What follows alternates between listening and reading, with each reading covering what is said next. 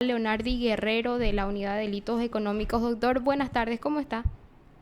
Buenas tardes, ¿qué tal? ¿Cómo están? Buenas tardes, Estamos doctor. acá ¿Todo con bien? Lucas Aracho, digo bien. Doctor, queríamos consultarle sobre esta causa de Enzo Cardoso. El Tribunal de Apelaciones dio una fuerte crítica y habla de que todos los fiscales, en este caso, que intervinieron en la causa, los trata de displicentes porque es el Ministerio Público el encargado de impulsar la causa. Hablan un poco de ello, sin embargo, en un comunicado el Ministerio Público habla de que ya pasó al campo del Poder Judicial esta causa y que queda, digamos, en manos de ellos. Y efectivamente es la manera de aclarar un poco algunos puntos y algunos aspectos y también lo señalado por la Cámara de Apelación, que de hecho cualquier resolución judicial habría que respetar, ¿verdad? Solamente en ese sentido aclarar que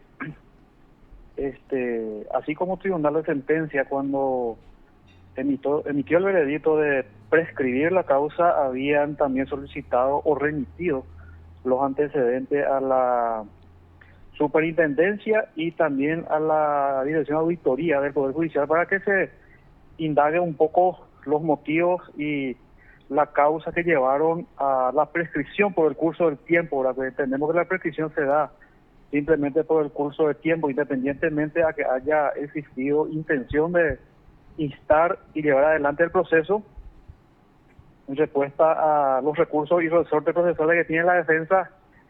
En particular en esta causa transcurrió demasiado tiempo, y hablar un poco de displicencia o negligencia para el Ministerio Público en el sentido del impulso procesal.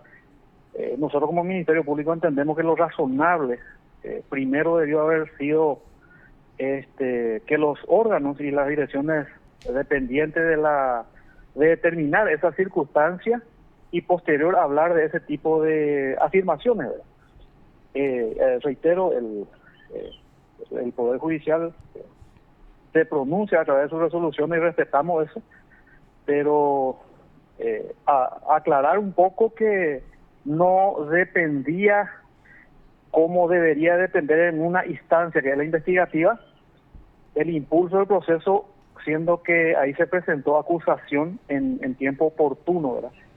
Displicente hubiéramos sido si dentro del curso de investigación hasta llegar a la acusación nosotros omitimos o no realizamos las gestiones como debe ser, y por ello puede ocurrir algún beneficio, digamos, de manera indirecta al procesado, y en este caso como la prescripción, ¿verdad?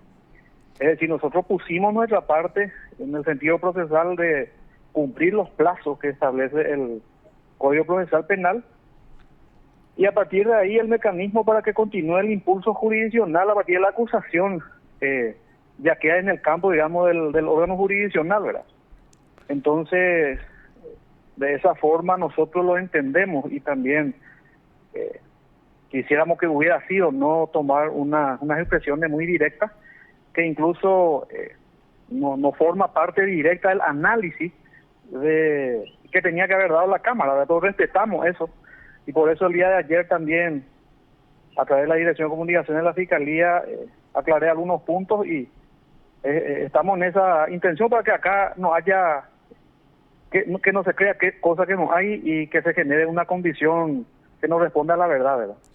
Y doctor, hablaste de que ya está en la superintendencia de la Corte una investigación para saber por qué se prescribió, y antes de que haya una resolución de parte de ellos ya a través del Tribunal de Apelaciones se da una postura, doctor.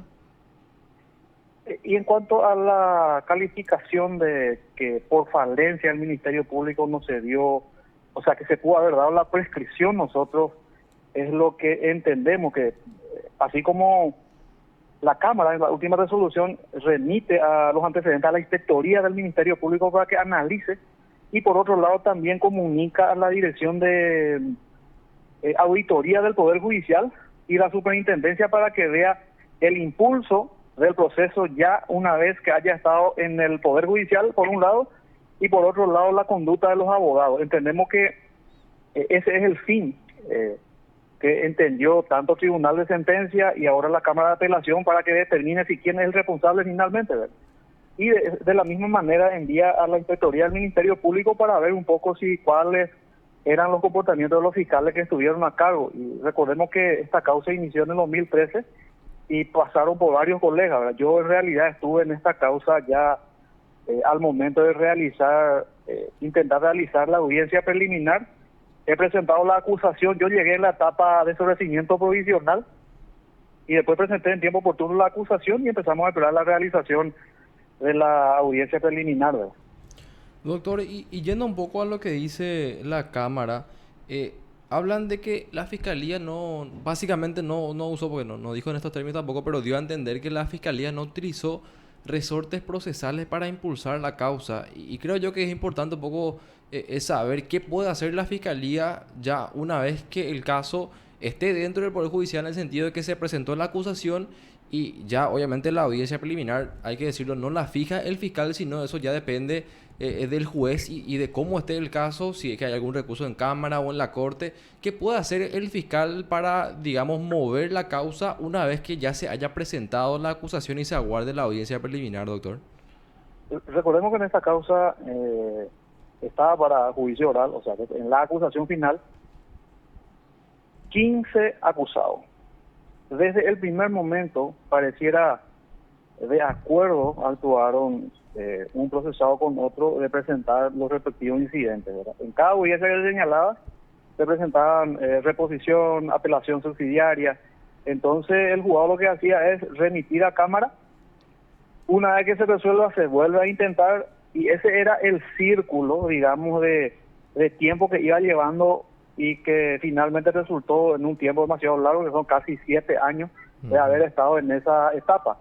Es justamente por eso que los colegas Luis Piñana y Hernán Galeano habían presentado, independiente a este tipo de recursos que presentan cada defensa, habían solicitado formalmente se sustancie la audiencia preliminar de la manera que sea, ¿verdad? Con las compulsas o con los expedientes originales, o que se haga en relación a aquella persona que no presenta ese incidente, ese recurso, pero el criterio del juzgado era la de remitir y una vez que resuelve Cámara, intentar de nuevo realizar la audiencia preliminar, ¿verdad? Uh-huh. Y nosotros vamos a analizar en detalles, incluso seguro que no estoy muy seguro, pero de tantas veces que ya se intentó realizar la audiencia, se instaba siempre a que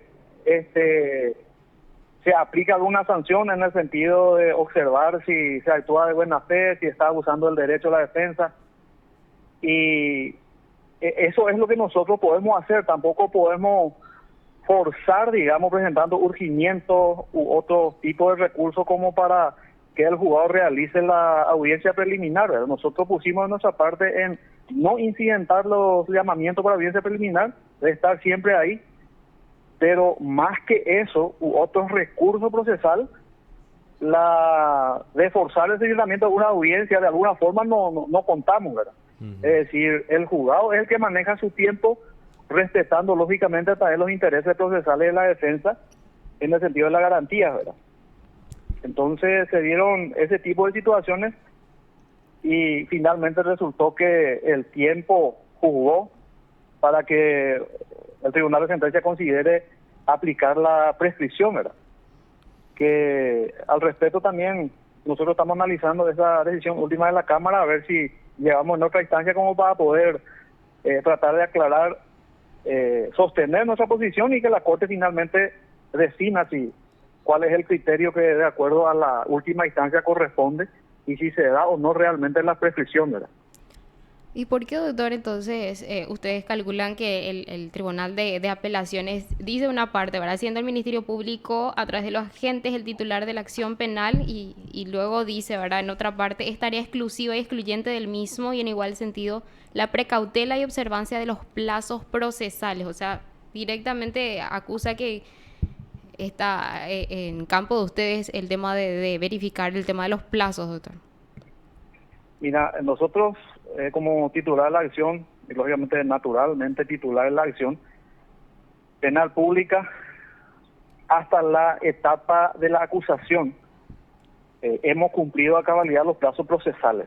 Ahora bien, a partir de ahí el señalamiento de la sustanciación de la audiencia preliminar también está prevista en el Código Procesal Penal, es decir, una vez que recibe el juez una acusación, de acuerdo al código, dentro del plazo del 20 días tiene que señalar la audiencia preliminar y sustanciarlo. Una vez hecho eso, y también de acuerdo al proceso, debe realizarse el sorteo y el inicio del juicio oral dentro de los 20 a 40 días, ¿verdad? O sea que eso es lo literal que establece el proceso.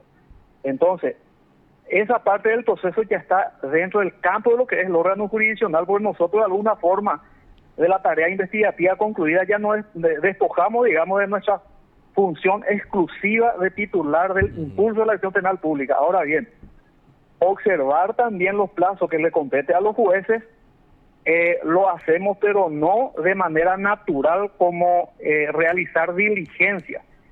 De alguna forma, la diligencia procesal, a partir de la acusación en adelante, ya es tarea del Poder Judicial en el sentido de señalar la audiencia, de sustanciarlo, y nosotros sostener nuestra posición en lo que habíamos acusado. Claro, o sea, una vez que ya se presenta la acusación, culmina lo que es lo que respecta a la investigación, doctor, y ya depende ahí los jueces, pero Claro. ¿no recordás por si acaso, doctor, quién fue el juez garantía en esta causa? ¿Fue el doctor Humberto Otazú o fue el doctor Gustavo Amarilla?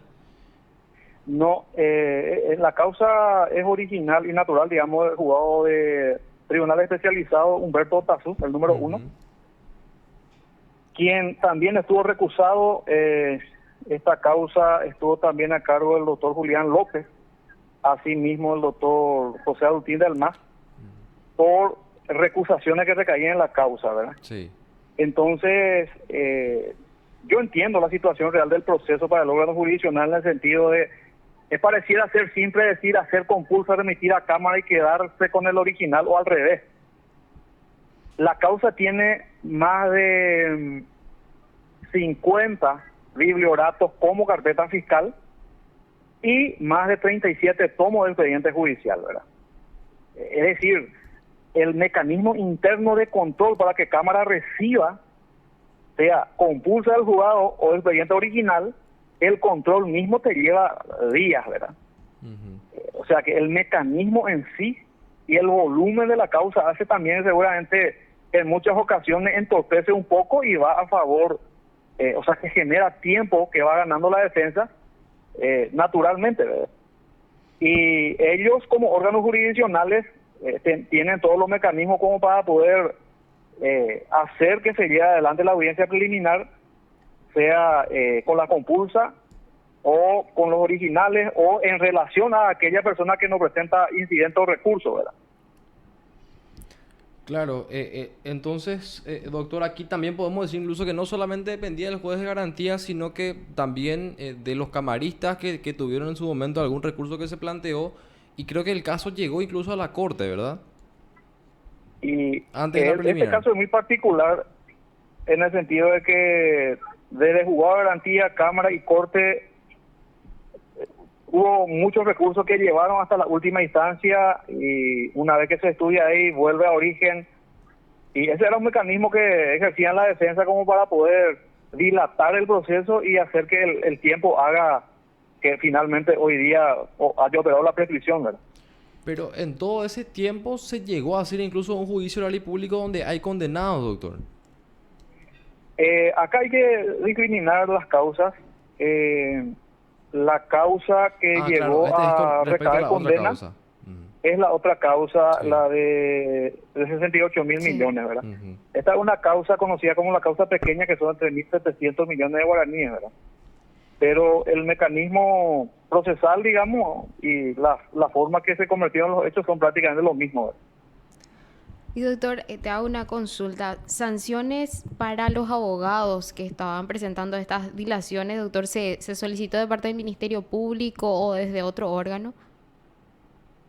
De hecho que la facultad que tiene el juez, el artículo 112 y en adelante del Código Procesal Penal, le faculta al órgano jurisdiccional corroborar y cotejar mínimamente si son razonables los recursos, los pedidos de suspensiones que presenta la defensa. Y de hecho que el Ministerio Público también en ocasiones había instado eso, incluso yo me acuerdo que he solicitado la realización de una diligencia en donde recordaba eso justamente, ¿verdad? Que se aplique justamente contestando un recurso, que se aplique lo que prevé el artículo 112, preocupado, digamos, también que el tiempo va ganando y eso de alguna forma va a favor de los procesados, quienes generan ese tipo de recursos para ganar tiempo, ¿verdad? O sea, sí se solicitó de parte del Ministerio Público, al menos se había solicitado esto, doctor. Que se observe el artículo 112, es decir, la actuación de las partes que tienen que ser de buena fe y no presentar dilaciones y comúnmente chicanas, ¿verdad? Para suspender una audiencia preliminar. Entonces, doctor, en cierta manera habría una importante responsabilidad por parte de los abogados de la causa, entonces podemos decir incluso. Y la responsabilidad principal proviene de los abogados quienes, en amparo de la garantía procesal, del debido proceso, amplitud de la defensa, presentan recursos excesivos, ¿verdad? Ujú. Pasa que muy estratégicamente, por darte un ejemplo, interviene un nuevo abogado renunciando del que estaba, pide copia, que es un derecho que no se le puede negar, Sí. y así va ganando tiempo, ¿verdad? O en caso de enfermedad, yo me acuerdo que también el juzgado había cotejado en caso de enfermedad a través del médico forense del Poder Judicial si realmente se dan esas circunstancias. O sea que siempre se trataron de agotar la instancia cuando se pedía suspensión, ¿verdad? La instancia administrativa, digamos. Es decir, que todos esos tiempos fueron provocados principalmente por los abogados.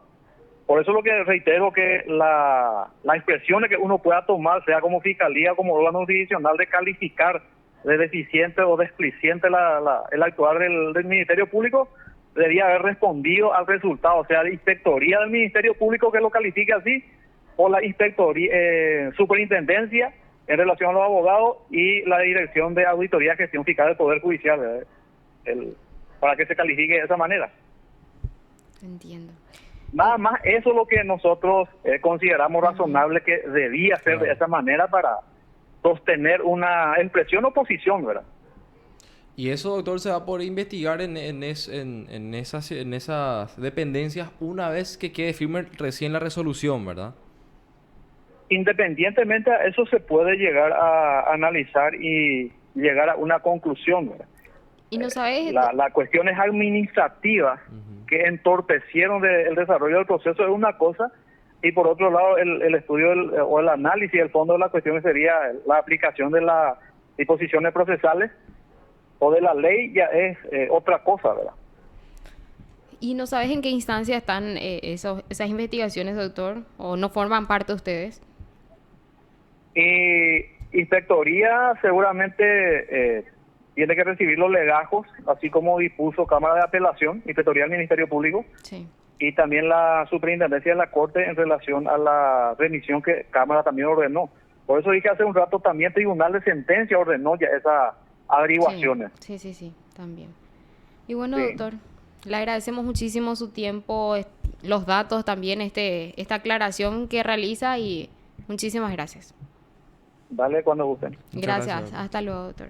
Te informó PDS Radio TV Digital. Hablábamos con el fiscal Leonardi Guerrero, quien estuvo a partir después de la acusación en la causa de Enzo Cardoso, que prescribió finalmente el año pasado.